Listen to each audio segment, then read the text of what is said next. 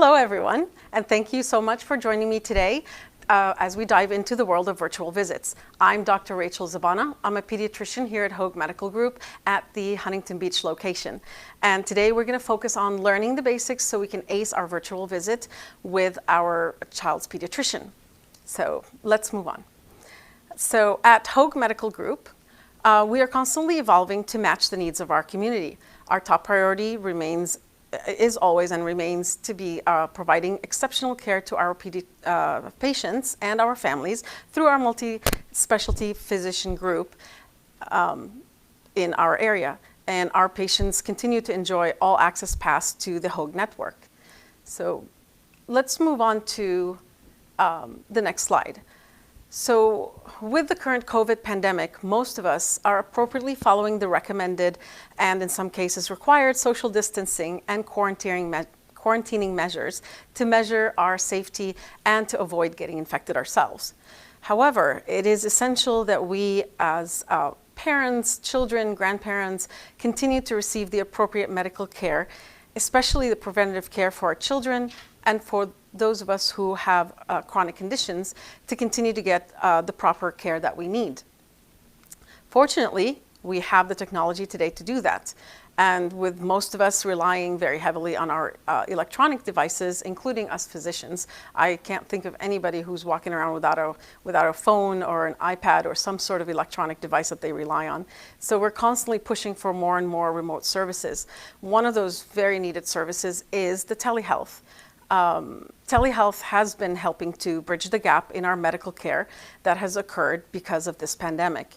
And the telehealth allows us to have convenient and easy access to our pediatricians and specialists. But what is telehealth? You hear that a lot everywhere. You hear telehealth, you hear telemedicine, there's something called telecare, there's a lot of everything. But in general, telehealth is sort of an umbrella for a bigger group of things, and it's basically a way to be able to provide healthcare services to our community. Telemedicine refers specifically to the care between a doctor and a patient, a consultation that's done remotely. So with telehealth, we are able to do video visits, which allow you to meet with your provider through a secure video conference session at your preferred location. It can be done at your home, it can be done at your office, or any other place that you prefer. Hopefully it is a private place. And even though you won't be able to actually have the doctor physically with you, you will be able to see and hear them, and you will be able to have the same conversations and the same evaluation that you would have, for the most part, as you would in a traditional setting in the office. So there are pros and cons to telehealth. So let's move on and talk about the pros. So when we do virtual visits, the nice thing about it is you don't have to plan your day around that visit. You're able to do it from the comfort of your home. For those of us who work at home, this is an excellent way. For those who are homemakers or moms who are taking care of their children at home, this is a great way to keep all the appointments with all of your doctors without having to worry about, for anybody who's doing the virtual visits, you don't have to worry about driving, getting there on time, rushing in traffic, finding a parking spot, all of those things. And on top of that, you have to wait at the doctor's office. Hopefully you're still going to come to our office after all this. You don't have to do all that. You can forego all that. If you have to wait, you can wait at home, but you can continue working on what it is that you're doing. You can continue caring for your family until your appointment time. So it makes things a lot easier. It also helps for those minor illnesses and minor conditions, they can be taken care of really easily over the virtual visit. The other nice thing is if there is something that we need to do more and it's not enough on the virtual visit, we have the option to have you come into the office for a further evaluation. But as a pediatrician, I kind of like it a lot because I think it gives us a glimpse of how our patients live, who they really are, and much more than we would from the 5-10 minutes or 20 minutes that we see them in the office. The other thing I've noticed is patients on telehealth tend to be more at ease because they are at home.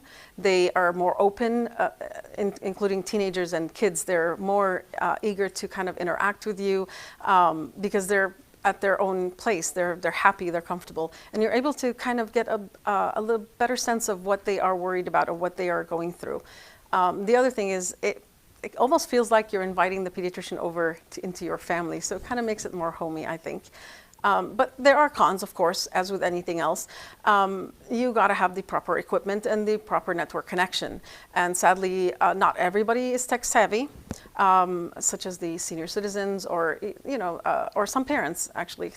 But thankfully, the kids are usually tech savvy.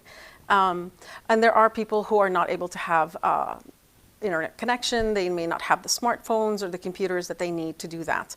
And the other issue that we run into when you're having a virtual visit is you can have technical difficulties. Like you can have poor image, security issues, poor connections, but we can tackle those with troubleshooting during when we're setting up for the visit. And lastly, we can't treat everything remotely, but hopefully in the future we will. Just give us time. But in general, telemedicine, telehealth is best for minor conditions and for those times that you can do a visit without necessarily needing a physical exam. And we'll get into that a little bit more later. So how does this work? Let's go to the next slide and see how it goes, how it works. So firstly, you have to have a smart device, a phone, iPhone, smartphone, iPad, tablet, or computer. Make sure it has a web camera and a mic. Most of computers and most iPhones have speakers already built in. You do need access to internet or data, and you need to have it downloaded and installed the the Zoom app. And I put a picture of what it looks like. If you go into your Apple Store, if you have an iPhone or an iPad, or if you go into the Android Google Play Store,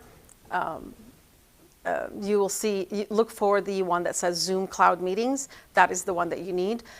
Click on Get, download it, and you'll be ready to start. So basically, once you have that set, the other most important thing is you have to be an established patient at Hoag Medical Group in order to be able to do virtual visits with us. And an established Hoag Medical Group patient is technically someone who we've been seeing within the last 3 years. So what do you do? How do we get you to that visit? You would call the office just like you would with at any time to request an appointment. The front office will verify your information, your insurance, your copay.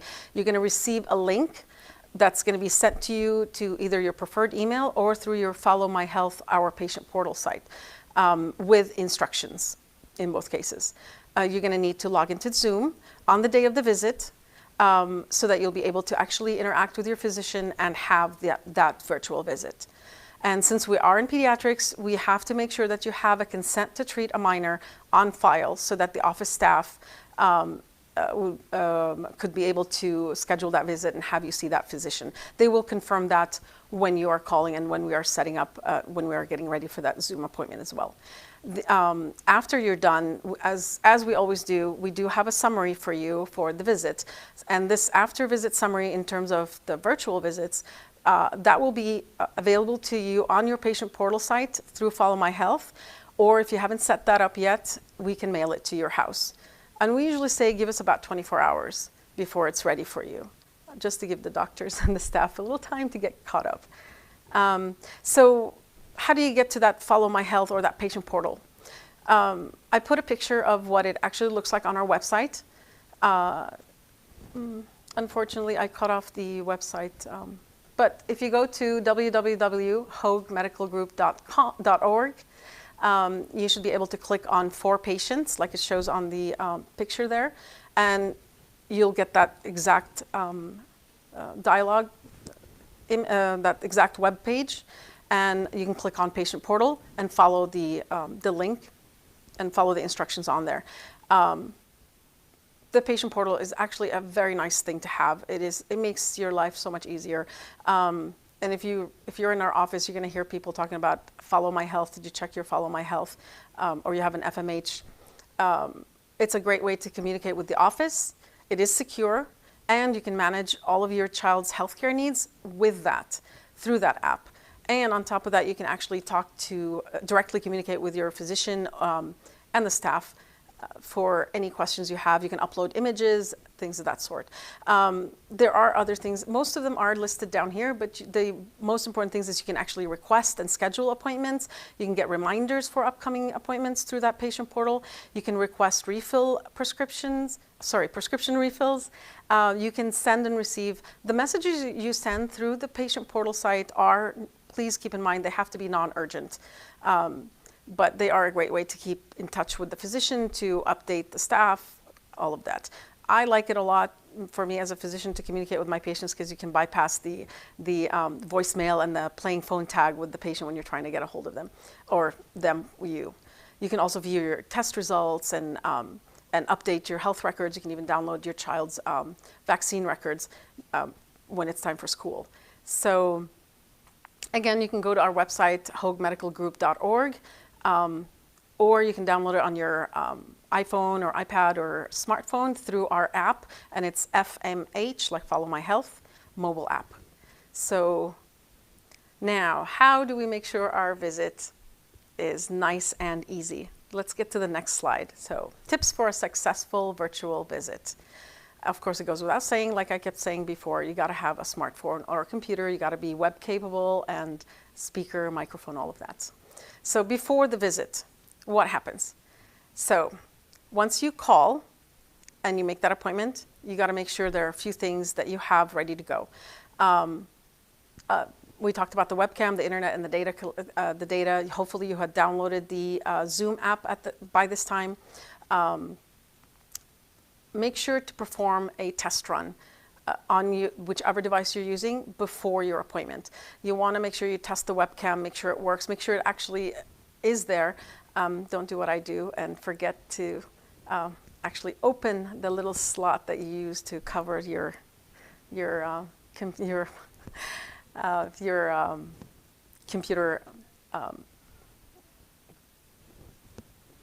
webcam. Make sure your microphone is turned on, make sure your volume is on.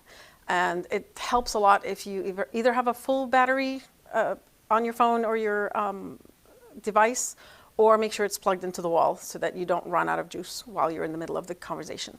The other thing is, through the app, through the Zoom app, you make sure to set your notifications so that you'll be notified when the physician is ready to see you. You should hear a little ding or little ping when the doctor kind of enters the virtual room. Okay, and so let's move on to the next slide. So when you actually open the app or download Zoom and ready to open the app, it depends on the device you're using. I tried not to put too many pictures, but on the left-hand side, it's actually what you see on an iPhone or an iPad. If you open Zoom just without any meetings, just to see what it looks like, you'll get that. And you either, if you're the one who are joining a meeting and it's going on, you can click on join the meeting and it will direct you there. Or you can, when you first get it, you need to sign in and put in your information. Same thing with a smartphone. You'll get something similar to the picture on the right hand. You'll either join or sign up or sign in if you already have it. But the nice thing is, once you have installed Zoom and put in your information in it and created the account, when you make the appointment, the office will send you a link.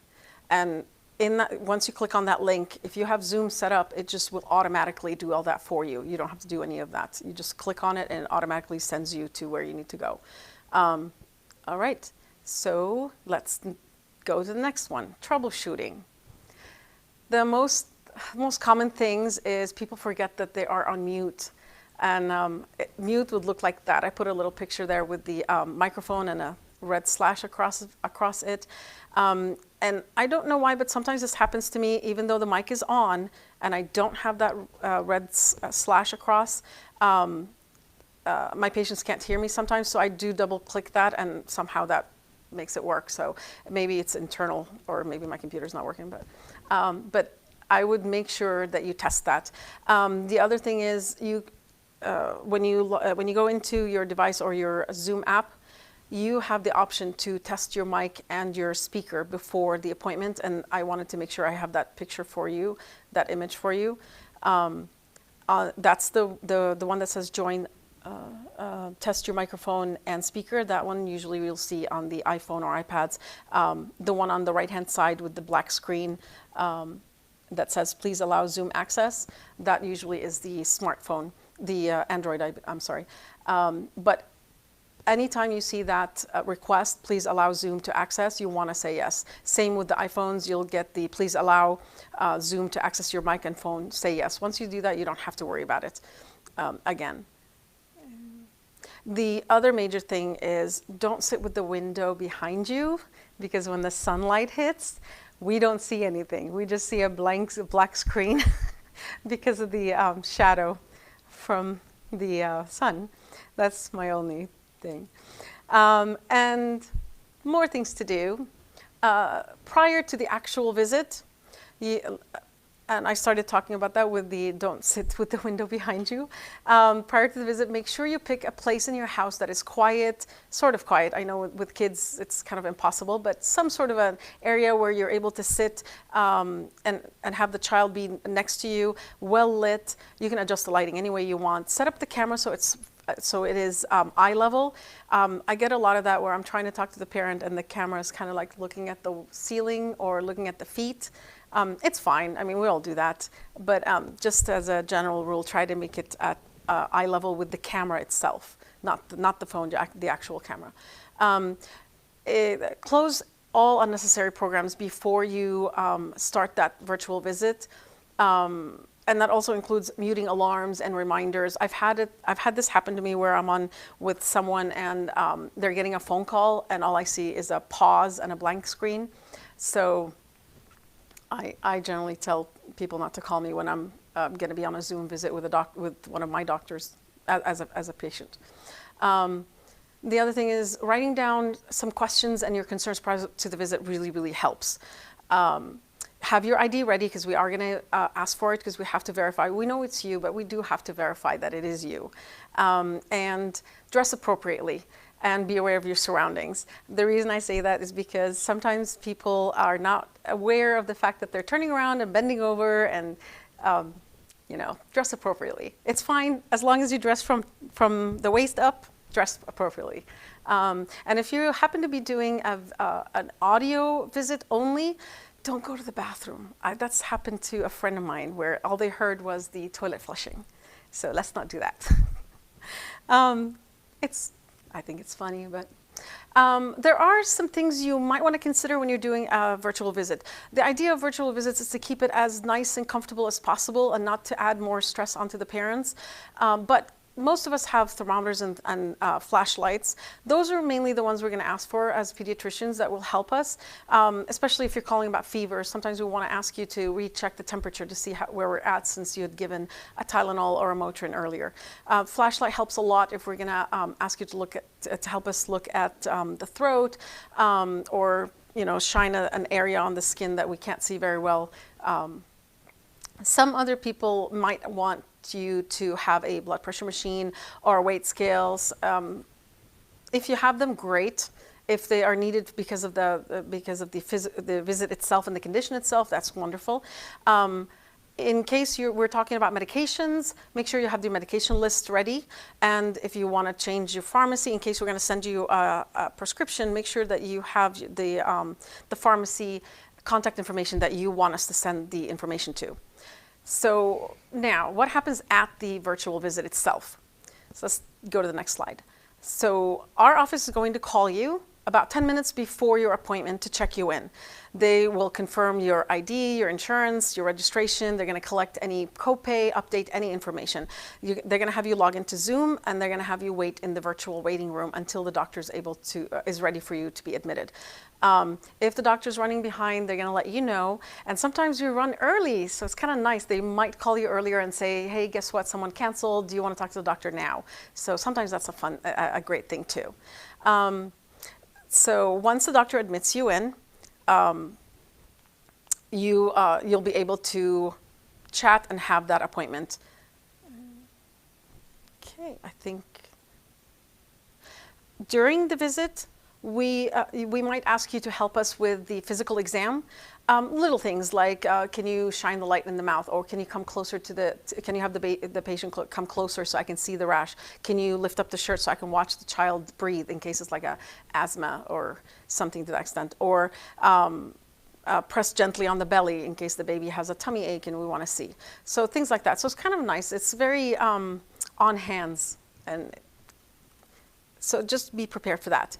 And feel free to ask any questions, engage yourself as much as you need, but please stick to the symptoms that you have called us about for that day.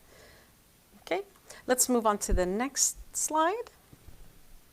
So again, like I said before, we can't treat everything on the phone, but things to consider is you have to be an established patient. It has to be minor illnesses, counseling, mental health, behavioral management, medication management, even asthma management.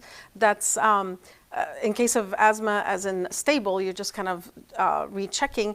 We can do that, but I put a lot of asterisks on there because that depends on the physician and the patient and the condition they have. We can even do prenatal visits where we have meet and greets. The things we cannot do are they have to be inpatient visits. Is if you're going to have a test done, some sort of screening done, an assessment, being a first-time patient, newborn visits, well visits, any annual visits, sports physicals, or any time we cannot do a proper exam via phone or video. So, but that's basically what entails the virtual visits. Now at Hoag Medical Group, we're trying to be as accessible as possible, especially with COVID. So we, aside from having the Follow My Health where you can contact the office and contact your doctor directly, we have the telemedicine, of course, the regular office hours, but we also have extended office hours. At Hoag Medical Group in Huntington Beach, Pediatrics, we have extended hours. Right now with COVID is a little bit different, but we are offering extended hours down to 6 p.m. We may change that to even longer, depending on how we are doing. But our goal is to do the Monday to Thursday, 7 a.m. to 7 p.m., which is what we were doing before COVID happened. So hopefully we're going to get to that again very soon, because and we also have weekend clinics for sick visits. Right now we have it still open at the Tustin Legacy Pediatric Clinic at the Hoag Health Center in Tustin for Saturdays and Sundays, every Saturday and Sunday. All of our pediatricians rotate through there, so we're available all the time. Our goal is to avoid having to use the urgent care and the ER for our pediatric patients, and plus you are our patients and we all know you, it's our system. All the information is in the same system. At Hoag Medical Group Pediatrics in Huntington Beach, we have Saturday hours, and again, I put an asterisk there because with COVID, we have put that on hold, but we are planning on reopening that, so they'll be available for that too. We are located in multiple locations throughout Orange County for more access to our patients, and I put a nice little photo of all our offices so far for pediatrics. If you can go to the next slide. Let's see, right now we have 8 locations. I could be wrong, there might be more, but we're always expanding. So we're all over. Feel free to sit back, relax, know that your healthcare needs are all met by us in any which way possible, literally and virtually. We are at your fingertips. So go enjoy your time. You can find us at hoagmedicalgroup.org. If you have any questions, give us a call. Stay safe, and hopefully we'll see you at the office. Thank you so much. Let's have some questions. Yeah, I'll wait and see if there's any questions. And thank you for your patience today.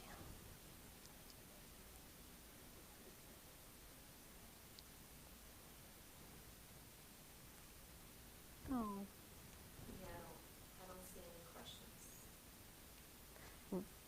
That's because I did a great job. Thank you. At explaining everything. Yeah.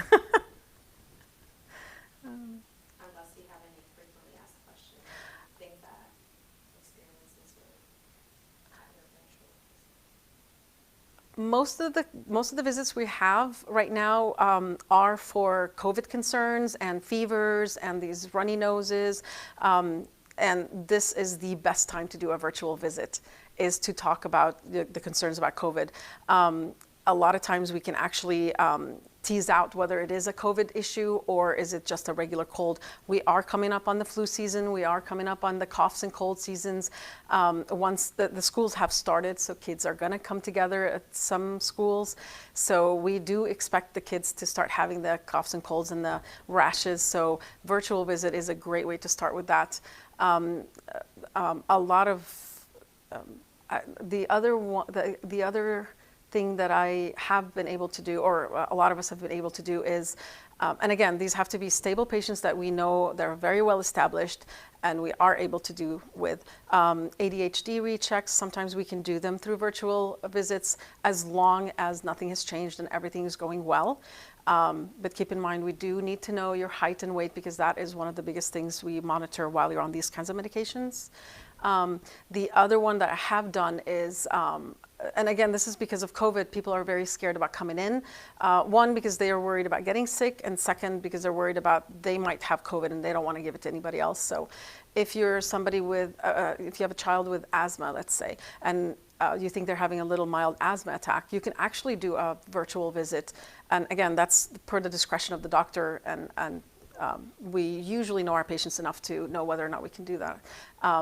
I have done that where I had a visit. I had them do the treatment in the house, watch them. The mother actually helped me listen to the chest. It went really well. And then we had the follow-up visit in a couple of days later to see how they're doing. And it actually went really well. And we avoided having to come to the office. We avoided having to go to the ER or urgent care later in the night. So as long as you communicate your symptoms and your requests and exactly what it is you're looking for or you're worried about, the office can actually work on seeing how well we can accommodate you with telehealth visits.